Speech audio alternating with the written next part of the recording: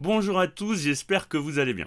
En ce moment, je suis en train d'un petit peu réorganiser mon portefeuille, faire des arbitrages. À l'heure actuelle, j'ai environ 13 positions, 13 lignes avec 13 actions différentes. J'ai récemment vendu Apple, je vous explique dans la dernière vidéo pourquoi. Je me pose encore des questions sur une autre action que je vais vous présenter aujourd'hui et que je pourrais être amené à vendre dans les semaines à venir. Et enfin, il y a une action sur laquelle je souhaite rentrer qui commence à avoir une configuration qui m'intéresse. Je vous montre tout ça dans cette vidéo.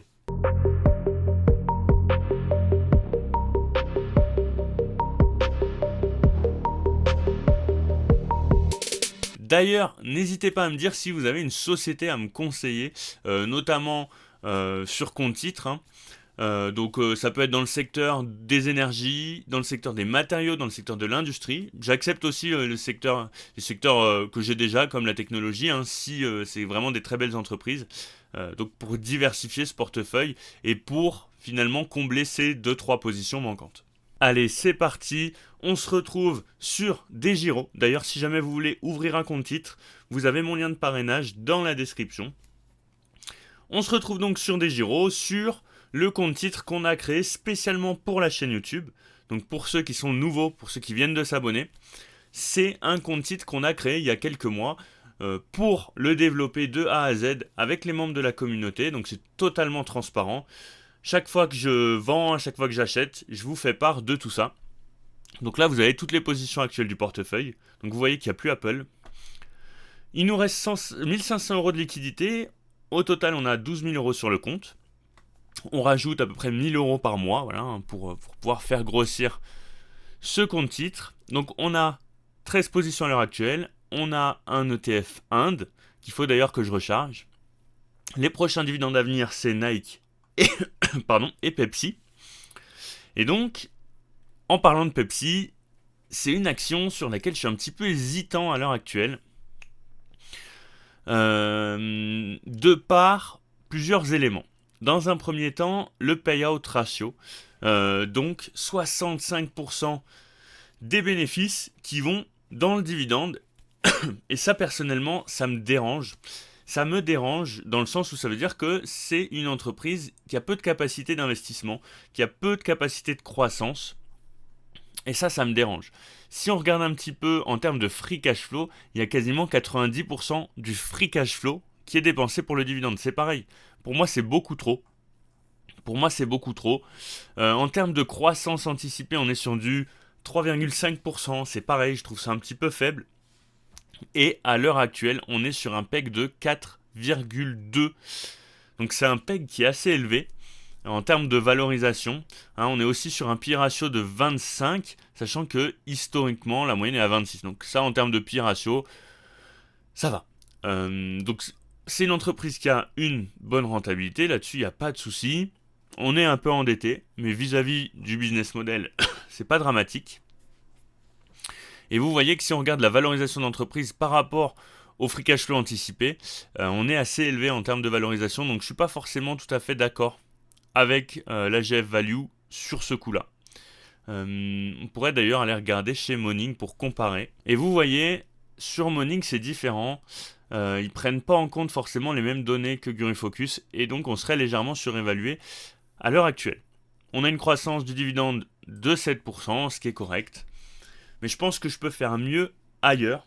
D'ailleurs, si vous voulez suivre mes portefeuilles en bourse, mon compte titre, mais aussi mon PEA, vous pouvez vous abonner à mon profil Morning. Il y a le lien dans la description, donc n'hésitez pas si vous voulez suivre un petit peu mes positions. C'est gratuit. Donc voilà pour Pepsi. Pour l'instant, je patiente. Vous voyez qu'on est en bas de canal, donc le canal qui est là défini en noir, les deux lignes noires, avec un milieu de canal en pointillé.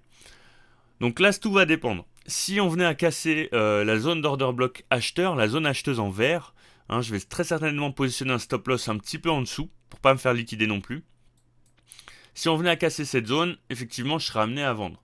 Donc si jamais pour les stop loss, vous cliquez sur votre position, Pepsi, vous cliquez sur vendre, et hop, ici là, vous allez sur stop loss. Vous sélectionnez stop loss, vous mettez le prix à partir duquel vous voulez que se déclenche le stop loss, la quantité d'actions, etc., etc. Donc c'est assez simple, voilà, petit point rapide.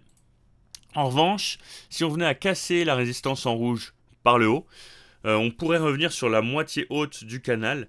Et donc là, effectivement, je patienterai avant de vendre, évidemment.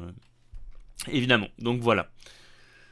Voilà pour Pepsi. Et ensuite, l'action que je voulais rajouter au portefeuille, c'est Enphase.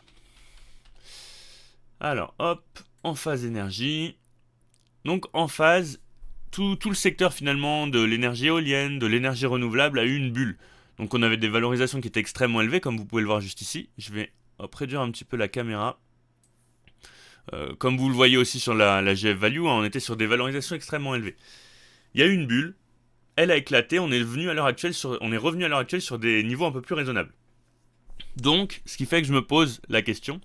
Pour moi, Enphase, c'est une société qui évolue sur un marché qui est porteur, le marché des énergies renouvelables.